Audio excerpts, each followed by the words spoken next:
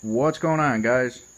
Got a 1969 Cub 154 lowboy here. Had some issues with the engine, was only running on 2 of the 4 cylinders, and tried to do some research and find out exactly how to take these things apart and work on them, whatnot. Found the shop manuals and whatnot, but there really wasn't a whole lot of videos on the C60 International engine.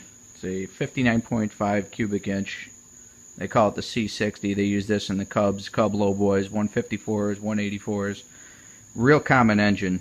For some reason, couldn't really find anybody doing a teardown and rebuild on one of these things, so I'm going to start with this one, and I'll just keep tabs on it, post what I found, little sniglets. If any of you guys got projects out here for Cubs, wondering what it takes to actually pull these things apart, follow along here. You can see as I kind of started to strip the thing down here, tried to get the heads off it. Now this is a flat head, so all the valves are down in the block, and what I've been finding is the head studs like to snap off, and when that happens you cannot get this head off, and prying on that is definitely a bad idea, because this casting right here is completely hollow for the water jacket, so any kind of stress that you put on here, let's say if you got that stud froze up on here, you try to pry on this with any kind of small little pry bar or something, the likelihood of you cracking right through the spark plug bosses is pretty good. So what I'm going to try here is something a little different. I'm actually going to pull the bottom end out, because you can see the pan rail is flat. So if I get everything completely off of this, pull the crank out, I can actually set this thing on a drill press or a mill and locate these holes so I can drill them without oblonging it, wallowing it out, and completely trashing it. Hopefully I'll be able to just set my depth right to the top of the deck here. That way when I plunge the mill or drill right down here, I'm not going to get down into the deck surface, and hopefully that'll allow me to just take this head off and look. But like I said, this thing has never been apart since it was built. I've checked the exhaust lash and the intake lash on these things there. Both seem to be within spec, but I can't even get a compression check on this thing, so I don't know whether I just have no rings or a cracked head or something going on here, but it's definitely tired. But hopefully I'll be able to get something useful, and you guys will be able to follow along and get something useful for your project. Alright, I've got all the fluids drained out of the engine here. Pulled all my oil pan bolts. I'm going to crack the seal here and see what we can see. Give it a couple of bonks with a rubber mallet. Now one thing this engine does have is there's little retainers holding the bolts, keep it from deforming the oil pan, which is kind of a nice touch. So this thing has been leaking, so reasonably confident that this thing is just going to pop off without too much difficulty here.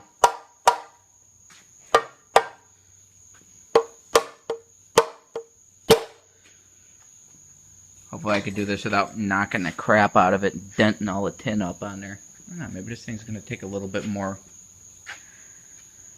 persuasion. Let's see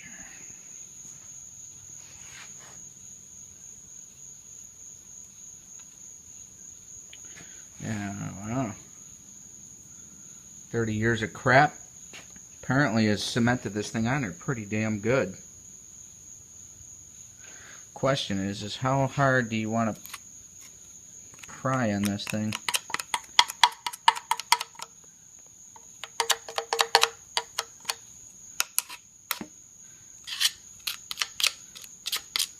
Wow.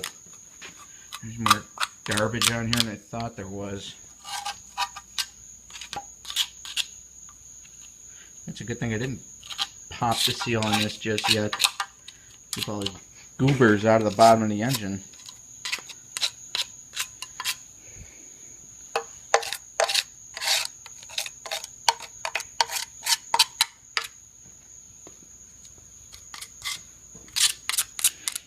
She do be needing a bit of seal replacing.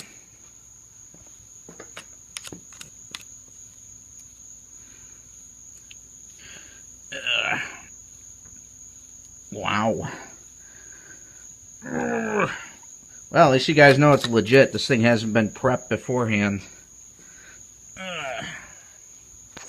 if I can do this one-handed here without the screwdriver flinging out and busting me in the chops. Ah, there we go. Ah, there we go.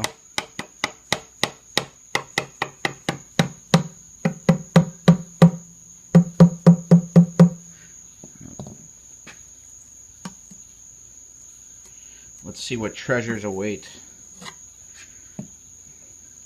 First time this thing's seen the light of day since it was screwed together in Fort Wayne, Indiana.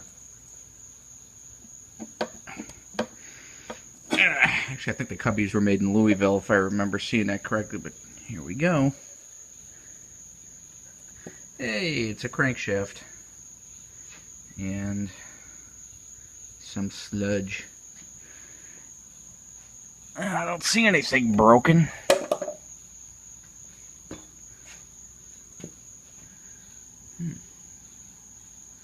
Other than a really nasty coating, a really nasty, greasy, slimy oil. Doesn't look too bad. A Gliptal coating in there. Looks kind of nice. I think what I'm going to do is, I don't even have to take the crankshaft out of this thing to get the tops drilled. What I'm going to do is I'm going to get a brighter light down here and take a look at these bores and see if I can see any crosshatch left on these things. But the gear train on this thing looks remarkably good. I don't see any chipping or knots or funkiness. I may have, with the exception of the oil pickup tube, which, alright, cool, it's bolted, you can't see it, but it's threaded on, which means I could take that off and just pull my dipstick. Of course, these little 1/4-inch bolts holding the oil pickup on, get them out of the way, and I will be able to set this flat on the mill and be able to spot those studs out on the head here and be able to get the head off. Cool. Alright.